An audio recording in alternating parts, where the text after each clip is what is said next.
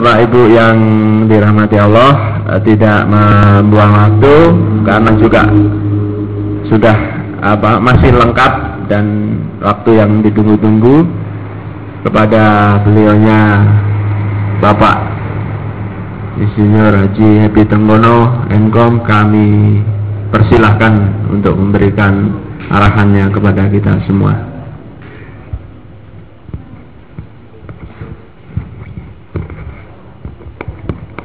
Assalamualaikum warahmatullahi wabarakatuh. Alhamdulillahirabbil alamin. Ya, kelihatannya masih semangat.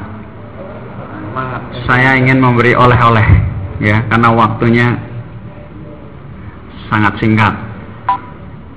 Saya akan berbicara sebentar aja.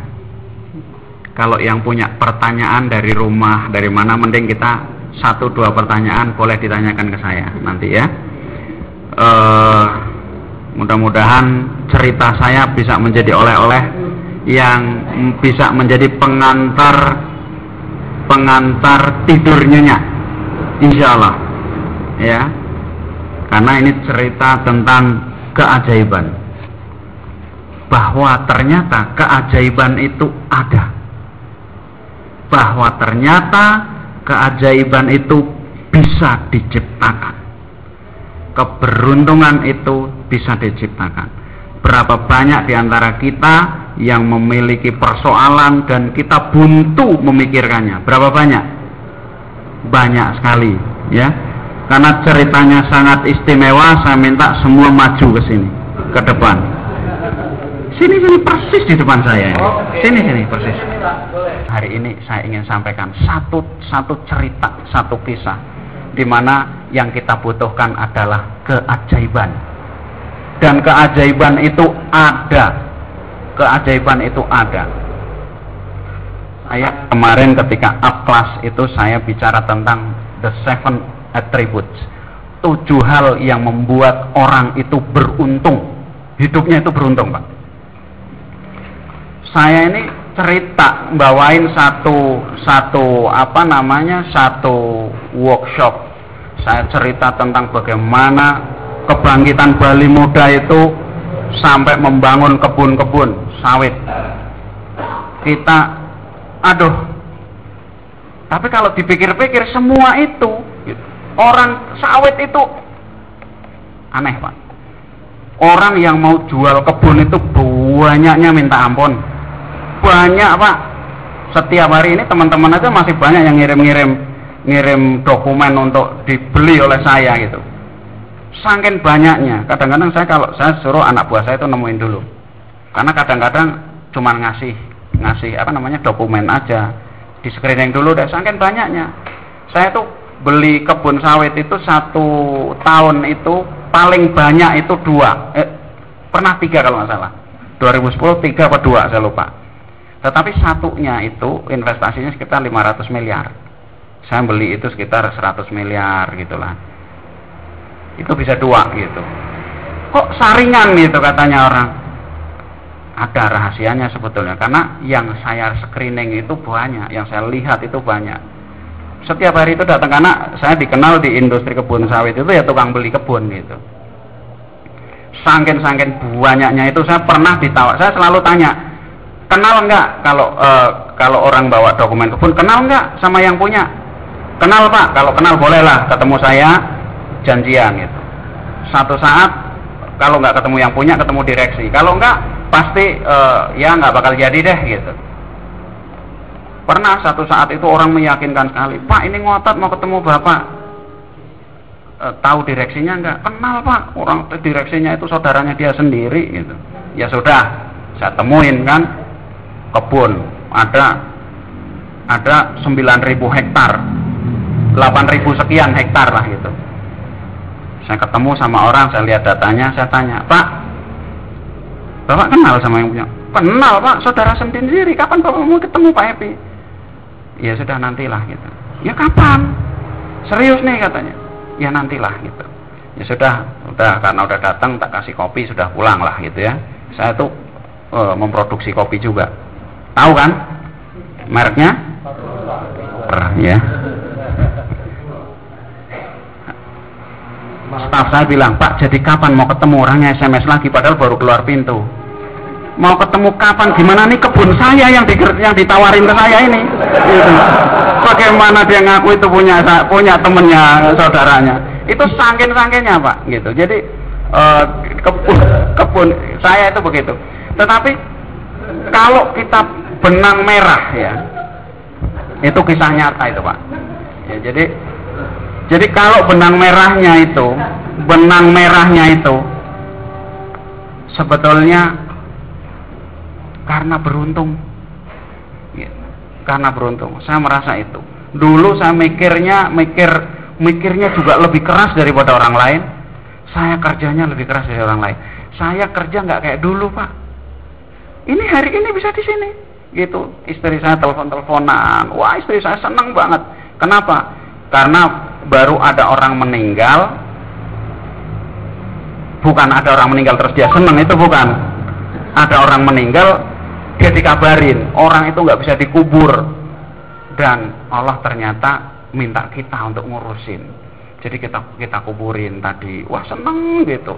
Pasti kalau cerita-cerita kayak gitu. Saya punya ambulan itu itu udah 5 tahun apa berapa tahun itu, Tan? Itu tahun pertama itu udah break even point.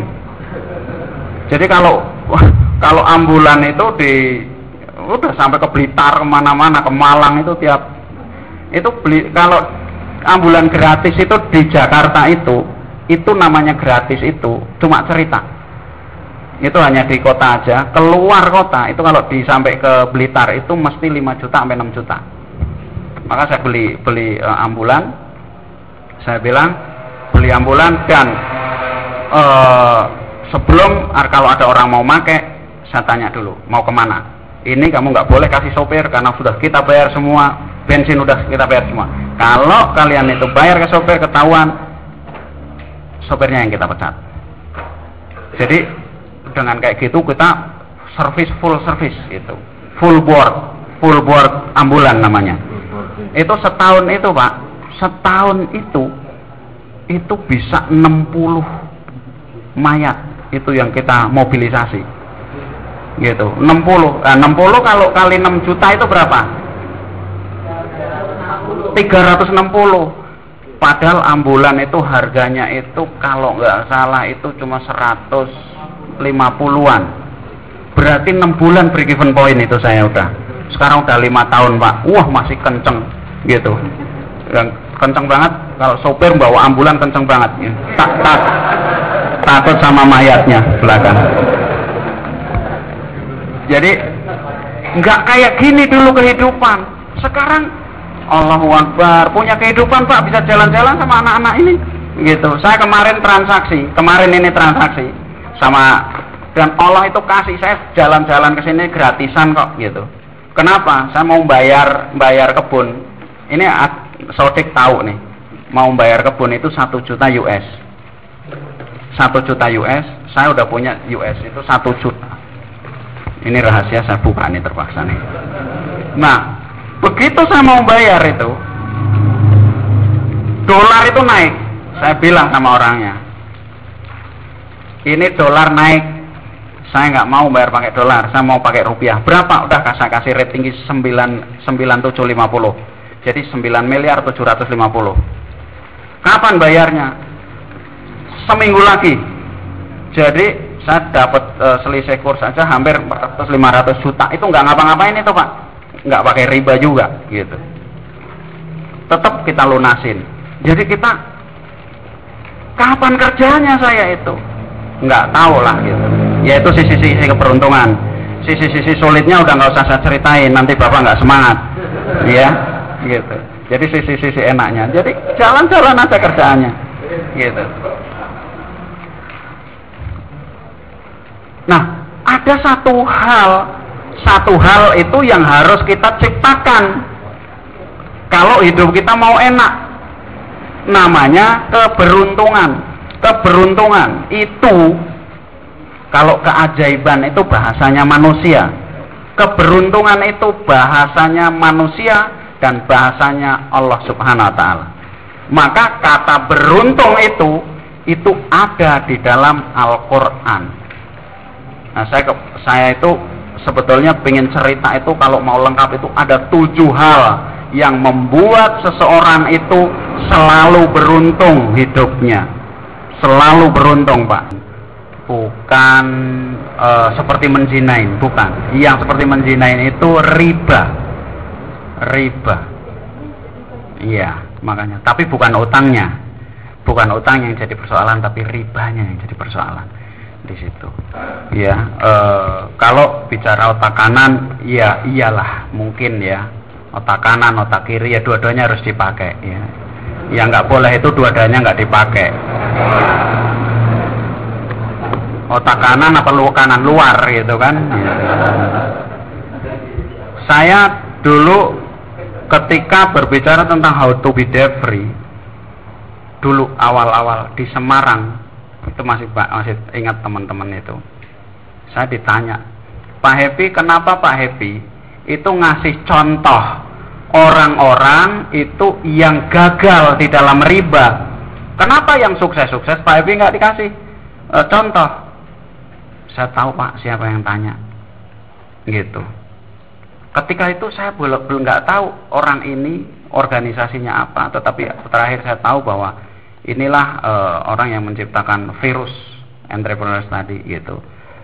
Tapi saya nggak ada urusannya gitu, karena urusan saya ngapain? Saya bilang gimana saya mau kasih contoh yang sukses? Nggak ada yang sukses. Kamu gitu, berapa lama kamu berbisnis gitu? Saya datang ke sini untuk menyampaikan risalah, bukan untuk menghibur kalian. Saya bilang, kalau saya hanya bicara sesuatu hanya untuk membuat kalian senang, mending tidur di rumah saya. Saya datang ke sini dengan ongkos sendiri, bayar sendiri, kru saya itu semua sendiri. Saya sekali jalan itu Pak, sekali jalan begitu nggak cukup 100 juta Pak, gitu. Semua saya bayar sendiri, gitu. Ngapain tanggung-tanggung amat gitu. Maka kalau bicara riba itu harus saya bilang itu riba itu boleh, biar mulut saya berdarah. Saya nggak akan katakan riba tetap akan buat kalian hancur, saya bilang. Itulah gunanya saya ada di sini. Sebulan sesudah itu, ya mungkin itu karakter saya juga. Menurut saya itulah iman dengan heroisme. Sebulan sesudah itu Pak, saya tahu orang ini telepon-teleponan dengan masternya itu, gitu di depan teman-teman. Kasus Irjen. Gitu ya, wah geger luar biasa, teman-teman semua itu SMS ke saya. Tapi Allah itu selalu kasih jawaban ketika kita itu benar-benar menunjukkan tanpa ragu-ragu keimanan kita. Itulah heroisme. Kita ini sekarang ini kan membela agama itu tidak dengan tombak, tidak dengan pedang. Bagaimana heroisme ini kita ciptakan? Gitu. Padahal yang namanya jihad itu nggak bisa dipisah sama kita. Kita hidup sebentar nggak berjihad, aduh Pak, susah banget nanti hidup kita. Dan hidup itu mesti berhasil, itu menurut saya dua-duanya. Makanya doanya itu Rabbana atina fid dunya hasanah wa fil akhirati hasanah wa qina azabannar. Dunianya itu mesti kelihatan benar juga. Banyak masalah nggak ada apa-apa, nggak ada urusannya. Tapi hidup kita benar, kita memiliki kehidupan, gitu. Dengan istri, coba hubungan suami istri gitu, itu tercermin, gitu, tercermin. Saya selalu bilang ya, istri ini dihadirkan gitu di hadapan kita, suami dihadirkan. Cuman kita itu mikirnya itu macam-macam terus itu. Ada teman saya itu setiap kali ketemu itu mesti dibicarain itu mut'ah terus itu. Entok sih mut'ah ya gitu. Saya nggak ngerti ya, saya bukan kiai, tapi terganggu banget. Ada aja. Saya bilang sama dia, tahu nggak? Yang namanya orang lain sama istri kita, tahu nggak bedanya apa? Bedanya orang lain itu sangat menyenangkan dan istri kita sangat menyebalkan. Itu bedanya. Bedanya lagi, orang lain yang sangat menyenangkan itu, kalau kita telateni, kita punya 1.000.000 alasan untuk meninggalkannya. Istri kita yang menyebalkan itu, kalau kita telateni, kita lihat benar-benar pengorbanannya, apa yang udah dia lakukan, kita baru tahu bahwa kita orang yang nggak tahu diri. Itulah bedanya. Itu bedanya, gitu. Kenapa Allah itu hadirkan kepada kita? Saya nggak punya teori yang lain tentang itu. Gitu. Jadi apa namanya? Bagaimana kita memahami ini semua? Termasuk ayat-ayat ayat ini kan ada yang di hadapan kita, ada yang ditulis dan sebagainya. Maka tadi Mas Widodo tanya sama saya, Pak, ini orang yang mempilotkan kok justru bank syariah, padahal bank syariah itu kan harusnya itu bagi rugi, gitu kan? Ada sebelum Mas Widodo ada nanya, Pak Happy, saya itu udah berhijrah, Pak. Sesudah berhijrah 7 bulan saya malah mau disita. Ada nggak di sini teman itu? Saya bilang, emang kalian berhijrah itu untuk tidak disita? Kalau karena itu, saya doakan mudah-mudahan cepat disita biar cepat sadar. Kita ini berhijrah karena kita cari Allah, karena kita cari Tuhan kita. Nggak ada urusannya mau bangkrut apa nggak bangkrut. Nggak ada urusannya kita mau berhasil atau tidak berhasil. Urusannya dengan ketaatan kita, dengan ketakwaan kita. Itulah urusan kita. Dan kalau ngomong BNI Syariah itu mempilotkan, BNI Syariah tidak akan sembarangan mempilotkan orang. Jadi yang namanya bank syariah itu, Pak, saya punya undang-undangnya. Ada undang-undang nomor 10, undang-undang BI. Di situ disebutkan ketika rugi, bank itu akan menanggung maksimal sebanyak yang dia kasih utang. Jadi kalau ada teman saya itu utangnya 200 miliar, itu kapal tanker, itu nggak ditagih sampai hari ini. Kenapa? Karena memang akadnya begitu. Tetapi itu hanya berlaku jika di dalam akad itu tidak ada kebohongan, tidak ada kecurangan, tidak ada penipuan. Jadi kalau unsur itu ada, maka akad tidak berlaku. Dia akan sikat itu, dipilotkan dia. Itu yang mesti kita lihat, gitu. Karena kita pengadilan juga ada juga. Nah, maka saya selalu mengingatkan, kalau kita bicara syariah non syariah masih ngomongin bungane piro, sudahlah, belum kalian. Kita masih men-challenge Tuhan, gitu. Kita ini, saya sudah kok pindah ke syariah, buktinya tetap disita, gitu. Maksudmu apa, gitu? Maksudmu syariah tidak lebih oke, gitu? Apa gimana? Saya nggak ngerti. Apakah kamu menguji Tuhan bahwa sistem syariah itu tidak lebih bagus daripada sistem konvensional? Saya nggak ngerti. Tapi yang saya tahu, Tuhan yang menguji kita, bukan kita yang menguji Tuhan. Itu tugas kita untuk menaati. Jadi persoalan utang, persoalan riba itu persoalan yang serius, gitu. Utang baik-baik aja, tetapi riba suatu yang serius. Kita nggak bisa pindah besok pagi, nggak bisa. Tapi paling nggak masa sih niat aja nggak ada. Mana loyalitas kita? Bagaimana Allah itu mau loyal kepada kita? Kita lagi sulit, gitu, dibantuin sama Allah, kita maunya begitu. Oh, tapi kita taat pun, niat pun tidak ada. Satu hal, Bu, bagaimana seseorang itu lunas utang, itu adalah niat. Niat itu.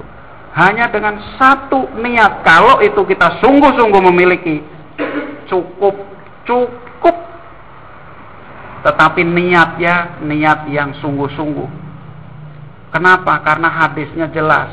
Kata Allah, barang siapa yang memiliki niat dalam hatinya untuk melunasi utang, maka akan aku lunasi utangnya selama masih di dunia. Allahu Akbar. Apa sih susahnya niat, Pak? Tapi ternyata niat ini nggak mudah. Kita itu maunya itu berkelit terus. Bagaimana kita itu bisa nipu orang? Bagaimana utang itu orang itu bisa lupa? Bagaimana kewajiban-kewajiban itu bisa kita kemplang? Kita ketemu orangnya, bukan begini, puas segala macam. Saya ketemu orang yang utang nagih pertama kali, saya bilang, Pak, utang saya berapa? Saya nggak tahu, Pak, utang saya itu berapa. Orang yang utang anak buahku semua, gitu. Di Jambi itu utang solar saya nggak pernah tahu, gitu. Saya nggak ngurusi solar, spare part nggak tahu. Ada yang benar, ada yang enggak, gitu. Saya terima aja semua, gitu. Apa sih urusannya, gitu. Saya punya Allah. Saya tanya, berapa utang saya? 250 juta, Pak. Banyak ya, saya bilang. Banyak, Pak. Saya lunasin, saya bilang. Itu kata-kata pertama yang saya ucapkan. Orangnya seneng, Pak. Tanya dia, kapan, Pak? Ya nanti. Ya nanti lah. Masa sekarang? Sekarang saya lagi susah, gitu. Kalau ada ide-ide bagaimana cara ngelunasinya, saya lunasin, saya bilang. Saya nggak ada ide sekarang, gitu. Memang begitulah. Saya punya supplier itu Pak Lolo tahu tuh. Namanya Bu Sukirah, orang Trenggalek. Cari itu Bu Sukirah, itu tukang tebang, Pak. Tukang tebang, Bu Sukirah namanya, dari Trenggalek.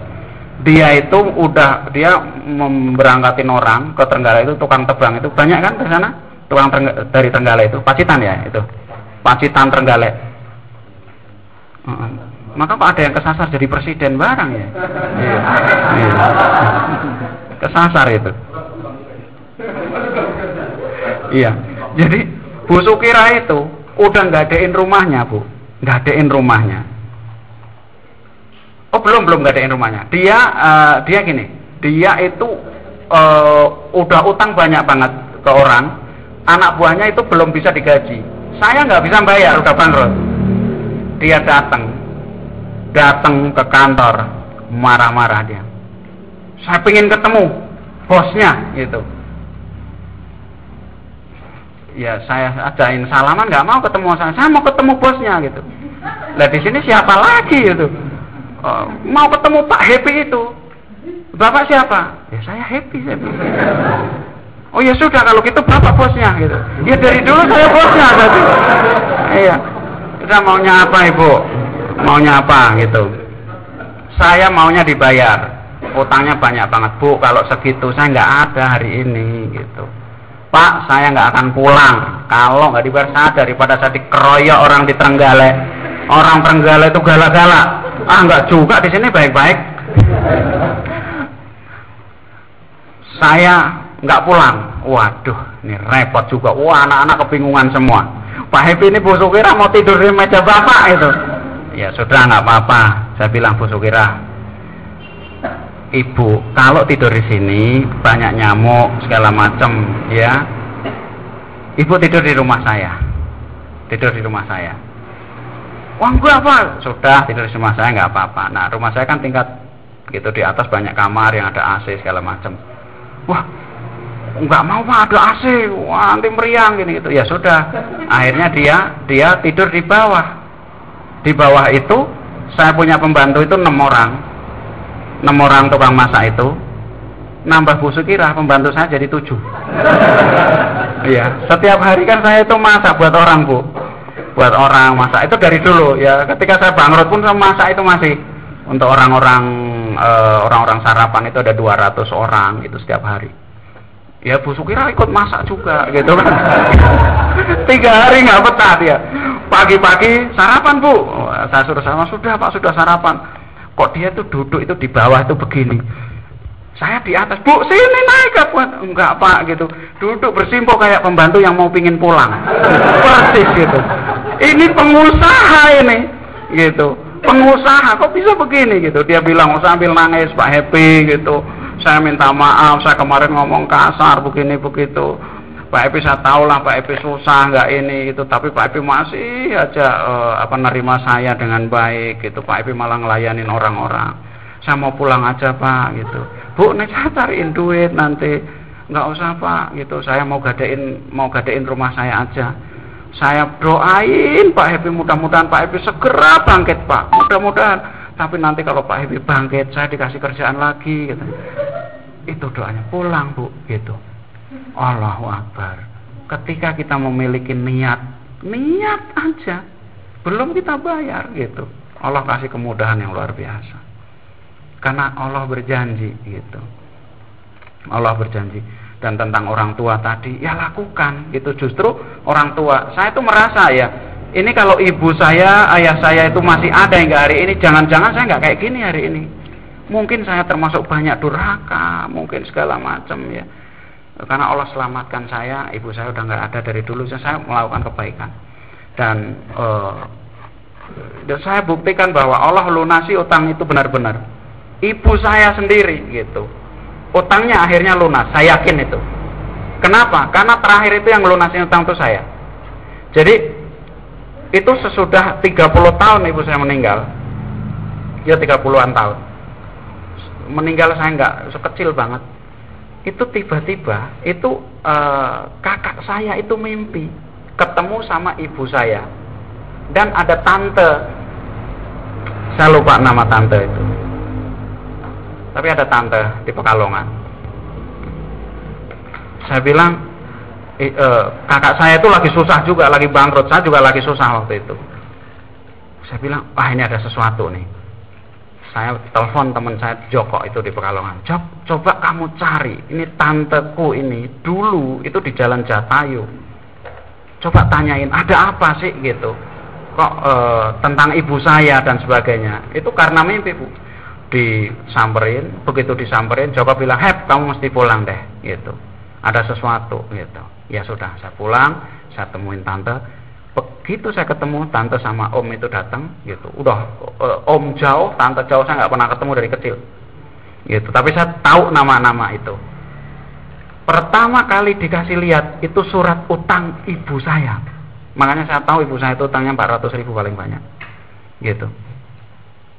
400.000 itu disimpan dengan rapi. Gitu. Dan pada saat itu saya tanya, "Om, saya harus bayar berapa?" Jadi gini, dulu 400.000 itu dapat motor, gitu. Motor, ya motor Yamaha itu, Yamaha bebek itu. Ya sudah Om, sekarang kan itu harga saya kemarin baru beli 7, gitu. Itu harga 9 jutaan. Saya bawa cek, saya tulis, kamu lempengin aja lah 10 juta ya Redo gitu. Ya sudah gitu, 10 juta tak bayar. Satu hal Bu, saya seneng luar biasa. Wah, saya sujud syukur itu. Satu hal yang saya benar-benar itu membuka kesadaran saya bahwa ternyata Allah itu benar-benar melunasi hutang orang. Bahkan ketika di dunia gitu, ini kan masih di dunia ini, kehidupan dunia gitu. Bahkan ketika ibu saya udah nggak bisa ngapa-ngapain, anaknya yang digerakkan lewat mimpi. Ini kalau nggak satu pertolongan tidak akan terjadi gitu Pak. Padahal kita di hadapan Allah itu benar-benar akan ditanyakan gitu tentang itu. Jadi niat itu sangat penting. Kita miliki niat yang luar biasa. Ya, dan utang nggak usah terlalu membebani. Memang utang itu ketika orang punya utang kita harus istighfar dan sebagainya. Memang karena tidak mudah. Om Lim Swee Leong umur 80 tahun ditanya sama wartawan, "Om, kenapa sih kok masih kerja aja? Udah tua. Gimana aku mau berhenti kerja? Masih banyak utang." Lim Swee Leong nggak tahu Quran, nggak tahu hadis, takut juga sama utang, gitu. Terganggu juga sama utang. Jadi utang baik-baik aja, tetapi harus kita kendalikan di sini nih, gitu. Untuk bisa utang itu hanya di sini, tidak di sini dan tidak di sini. Itu banyak yang harus kita kuasai. Itu ada ilmunya. Makanya itu kita dirikan debt free center untuk membebaskan Bapak Ibu semua dari utang, gitu. Mungkin bukan berarti utangnya nggak ada, utang ada. Kalau masa kita belanja, dagang, mesti bisa bayar 30 hari kita langsung cash gitu, ya enggak gitu ya. Tetapi utang yang tidak masuk di sini di situ, itulah konsep sesungguhnya debt free center. Itu utang yang tidak membuat kita itu miskin secara mental, secara lahir, secara batin, gitu ya. Jadi menjadi orang yang merdeka sesungguhnya, inilah debt free center. Di sini Bapak Ibu sekalian kita undang bukan sebagai siapa-siapa, tapi sebagai pejuang. Gitu. Untuk apa? Untuk nolong orang lain gitu. Loh Pak, kita kan masih punya utang, masa harus nolong orang lain? Ayatnya begitu. Kalau kata Allah, kamu tolonglah orang lain, maka kamu aku tolong. Bukan sebaliknya, kita minta ditolong dulu baru nolong orang lain. Nggak ada ayatnya, belum turun yang begitu. Gitu. Jadi ayatnya masih sama gitu. Saya dulu cerita kalau nolong orang utang itu dari saya itu punya utang. Tapi nggak usah diceritain, udah malam banget. Nah, kalau tentang doa itu doa saya itu yang paling, kalau doa yang diajarkan Rasul itu saya baca, bahkan itu saya baca di setiap saat, Bu. Ya sholat, ya kalau tawaf itu, tawaf apa tawaf itu namanya? Tawaf itu kan ada doanya, Bu. Putaran pertama itu kan dari Hajar Aswad itu kan subhanallah walhamdulillah wala ilaha illallah wallahu akbar la haula wala quwata illa billahil aliyil azim. Nanti sampai rukun yamani robbana atina fid dunya hasanah. Itulah begitu. Sangkin takutnya sama utang, Bu. Doa saya modifikasi. Doanya dimodifikasi sendiri. Muter 7 kali. Mau rukun yamani, rukun apa segala macam, Hajar Aswad, doanya sama aja. Allahumma inni a'udzubika minal hami wal hazani wa a'udzubika minal ajzi wal kasali wa a'udzubika minal zubni wal buhli wa a'udzubika min ghalabati daini wa qahri rizal. Muter terus, nggak ada doa yang lain. Istri saya itu mungkin mikir, Pak kok nggak ada doa, cuman dia nggak tanya gitu, mungkin takut malaikatnya itu lupa doa saya, udah tak sampaikan semua itu doa itu. Seterusnya sampai hari ini itu saya masih baca, Bu. Jadi itu doa utama saya. Doa yang kedua saya ucapkan dengan sungguh-sungguh, doa yang saya create sendiri. Saya bilang, ya Allah, jangan engkau panggil aku sebelum engkau lunasi utang-utangku. Itu sampai hari ini itu saya ucapkan terus. Gitu. Insya Allah itu paling tidak bisa menumbuhkan niat kita, niat untuk terbebas dan melunasi utang-utang kita. Ya mudah-mudahan ya malam ini menjadi sebuah malam hidayah buat kita semua. Allah berikan petunjuk kepada kita semua. Allah angkat kesulitan-kesulitan kita, dan Allah masukkan kita tergolong orang-orang yang akan disayang oleh Allah dalam keridhoannya. Dan terakhir kita akan menghadap Allah dalam keadaan husnul khotimah. Demikian, kurang lebih mohon maaf. Billahi taufiq wal hidayah. Assalamualaikum warahmatullahi wabarakatuh. Waalaikumsalam.